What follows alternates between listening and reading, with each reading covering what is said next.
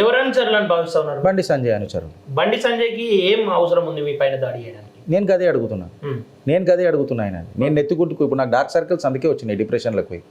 ఎందుకన్నా నా మీద గింత కక్ష, నీ కోసం పనిచేస్తే కదా, కరెక్టా కదా?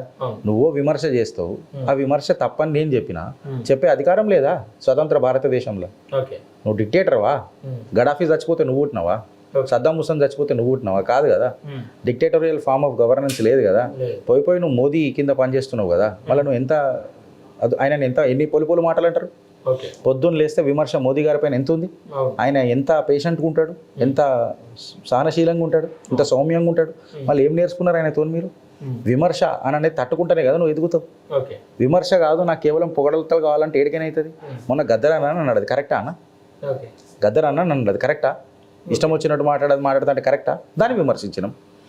మొన్న కూడా కేసీఆర్ మీద అన్నాడు, మళ్ళీ ఆధారాలు పెట్టి మాట్లాడగా.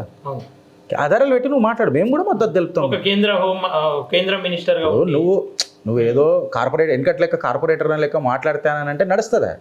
బట్ ఇప్పుడు కీలక బాధ్యతలను వాళ్ళ ప్రభుత్వం ఇరకాటంలో పడుతున్నది, కార్యకర్తలు కన్ఫ్యూజన్ అవుతున్నారు అన్న. ఆధారాలు పెట్టి మాట్లాడు. డంకి పెచ్చోటి రాషన్ తీసుకొని పోదాం బీఆర్ఎస్ ప్రభుత్వాలకు. ఆధారాలు పెట్టు, ఇవి ఆధారాలు ఉన్నాయి, చల్ నడు పోదాం.